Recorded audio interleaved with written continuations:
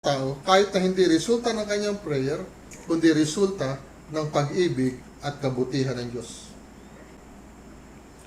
May mga panalangin naman na maaaring nagsisimula din sa walang katiyakan, ngunit talagang nananatiling hati. At ang puso ng isip ng nananalangin ay wala talagang katiyakan. Hindi nagiging katulad ng iba ang nangyayari. Wala siya natatanggap kahit ano, sapagkat nananalangin siya na dalawa ang akala at hindi alam kung anong nasa. Yan po ang sinabi ng Aklat ng Santiago. Ngayon, dito po sa Philippians chapter 4, verse 6 and 7, ito yung panalangin na ang sabi niya dito, yung nananalangin, alam niya ang sinasabi ng salita ng Diyos. Kanya kasabay ng kanyang paghingi, nagagawa niyang magpasalamat. Hindi dahil hinuhulaan lang niya yun, kundi nakapagpapasalamat siya sapagkat alam niya na ang kanyang hinihingi ay tinanggap na niya. Sa pamamagitan ng katotohanan na sabi ng Bible, lahat ng mga kailangan natin, bago pa natin hiningi, ay alam na ng Diyos. At ang sabi ng Bible, lahat ng humihingi ay tumatanggap. At ang sabi ng Efeso 1:3, lahat ng pagpapalang espiritual, pinagkaloob na ng Ama sa kalangitan. So, paano ka makakahingi ng may pagpapasalamat nang may katotohanan sa puso mo? Humihingi ka, at dahil alam mong ang Diyos ay tinapos siya ng lahat, ang mga kailangan natin binigay na niya, alam natin na sa spiritual na daigdig, naroon na ang ating kailangan.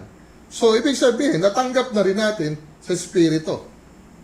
Ngayon, bakit ka magpapasalamat? Sapagkat meron ka na nun, natanggap mo na.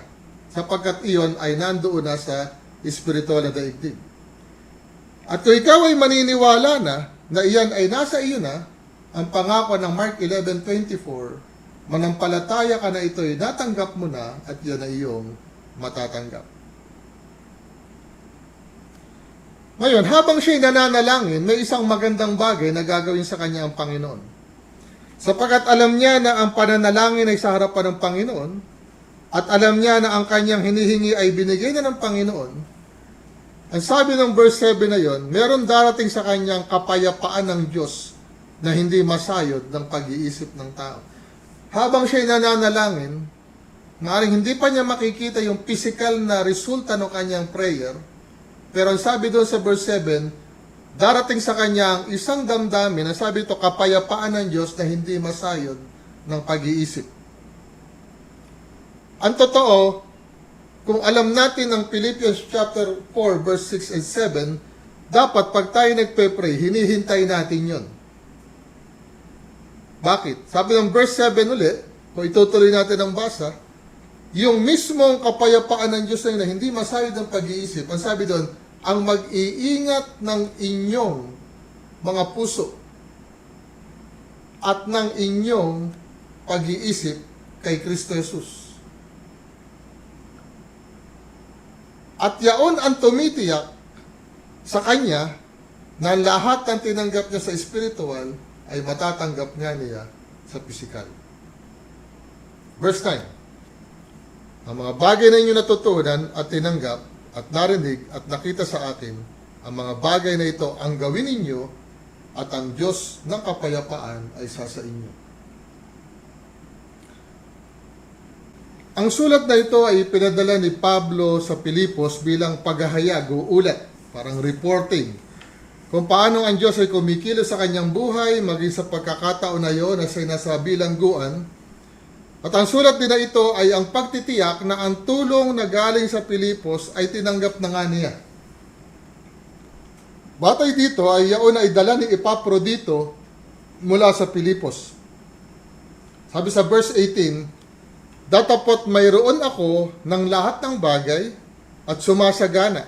Ako'y busog, palibhasa'y tumanggap kay Epaprodito ng mga bagay na galing sa inyo, na isang samyo ng masarap na amoy, isang handog na kaaya-aya na lubhang nakalulugod sa Diyos. Ang mga taga-Pilipos ay sinabi ni Pablo na palaging tumutulong sa lahat ng kanyang mga pangangailangan. Mula doon sa verse 13 hanggang sa pababa, makikita natin doon ang account kung papaanong, sabi niya doon sa verse 15, at kayong mga taga-Pilipos, nalalaman naman ninyo na nang pasimula ng Ebanghelyo na ako'y umalis sa Macedonia, alinmang iglesia ay walang nakipag-aisa sa akin sa pagkakaloob at pagtanggap kundi kayo lamang. So ang Pilipos po ay nasa Macedonia. So nung nandoon siya sa Pilipos, lahat ng kailangan niya ay isinusupply ng mga taga-Pilipos o ano man ang kailangan sa Ebanghelyo. At nung umalis siya sa Macedonia, sa Pilipos, sabi sa verse 16, sapagkat sa Thessalonica ay nagpadala kayong minsan at muli para sa aking kailangan. So paglipat niya ng Thessalonica, tumutulong ang mga taga-Pilipos. Magandang maunawaan mga kapatid na sa lahat ng mga sulat, tignan po natin to, sa lahat po ng mga sulat, yun lamang sulat sa Corinto, doon sa 2 Corinthians, at dito sa Pilipos, masyadong sinabi at tiniyak ni San Pablo ang tungkol sa pagpapalang material. Doon sa 2 Corinthians 8:9, ganito ang sabi, sapagkat nalalaman ninyo ang biyaya ng ating Panginoong Hesukristo, na bagamat siya'y mayaman, gayon may nagpakadukha dahil sa inyo upang sa pamamagitan ng kanyang karukhaan ay magsiyaman kayo. Ito pong mga taga-Korinto, yaon yung tinutukoy na lungsod ng Akaya na nagkaloob ng tulong noon sa mga dukha sa Jerusalem. Pag binasa natin sa Romans chapter 15 verse 26, nakasulat doon, sapagkat minagaling ng Macedonia at ng Akaya na gumawa ng isang ambagang laan sa mga dukha sa mga banal na nasa Jerusalem. Ang Pilipos ay lungsod ng Macedonia. Ang Corinto ay lungsod ng Akaya. Kaya't silang dalawa ang binabanggit dito, ang Corinto at Pilipos, na sa kanila din binigkas ni Apostol Pablo sa mga bahagi ng sulat na may kinalaman sa pagpapalang material. Dahil dito sa Pilipos, doon sa chapter 4, verse 19, dito binanggit ni Pablo yung, at pupunan ng aking Diyos ang bawat kailangan ninyo ayon sa kanyang mga kayamanan sa kaluwalhatian kay Hesukristo, kay Kristo Jesus. Tingnan natin ang sabi ni Pablo sa verse 17. Hindi sa ako'y naghahanap ng kaloob, kundi hinahanap ko ang bunga na dumadami sa ganang inyo. Kung maintindihan po natin ang ibig sabihin ni Pablo dito, alam niya na ang mananampalataya na bukas ang palad sa pagbibigay ng tulong sa gawain ng Panginoon ay tatanggap ng bunga at dadami yaon sa kanila. Ngayon, ano ang kaibahan ng biyayang kaloob ng Diyos sa bunga na hinahanap ni Pablo? O sabihin na lang natin na hinihintay. Balikan natin ang isang talata, 2 Corinthians chapter 9, verse 10. At ang nagbibigay ng binhi sa naghahasik at ng tinapay na pinakapagkain ay magbibigay at magpaparami ng inyong binhi upang ihasik at magdaragdag ng mga bunga ng inyong katuwiran. Okay? Malinaw po, ang nagbibigay ay ang Diyos. Ngayon, dalawang ibinibigay ng Diyos. Ang una, pagkain. Pangalawa, binhi.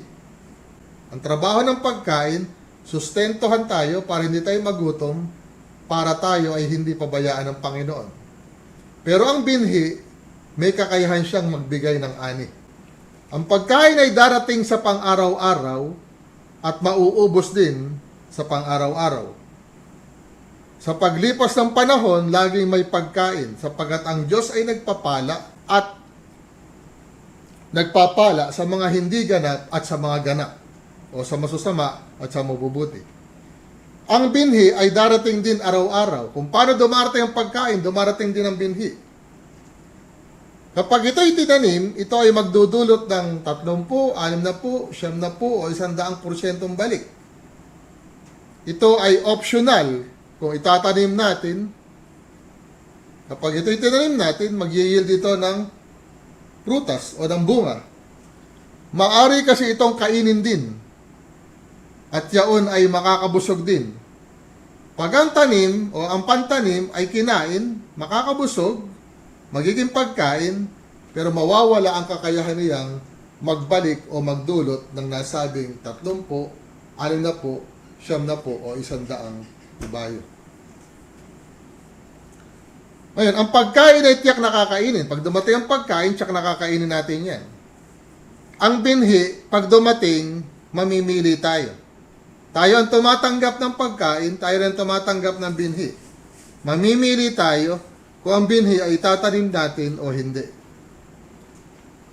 Kapag hindi natin itinanim, pero ay tiyak, nakakain din tayo araw-araw. Di tayo nagtatanim, kakain tayo. Sabi ng Mark chapter 6, ang ibon hindi nagtatanim, pero kumakain.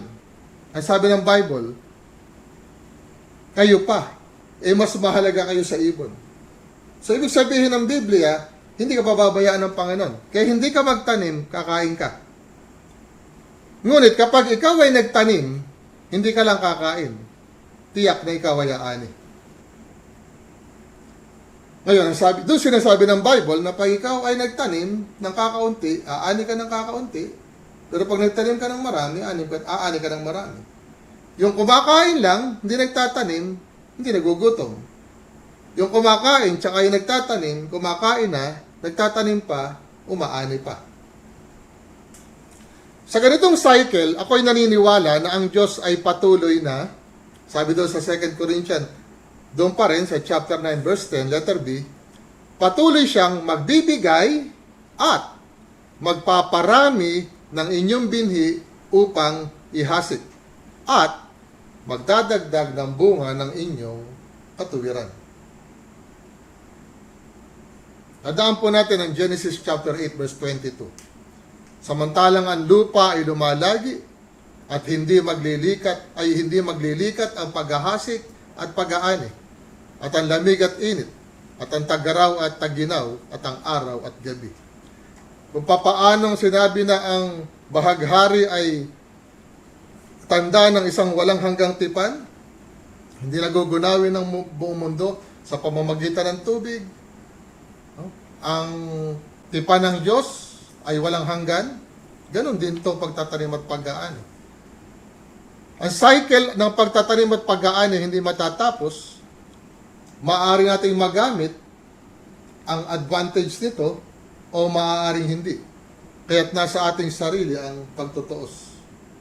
Sa ano't anuman ay mananatiling tapat ang Diyos na hindi niya tayo iiwanan, hindi niya tayo kailanman pababayaan. Verse 20, ngayon namay, sumaating Diyos at Ama, ang kaluwalhatian magpakailanman, siya nawa. Ang biyaya ng Panginoong Hesus ay sumainyo, nawang Espiritu.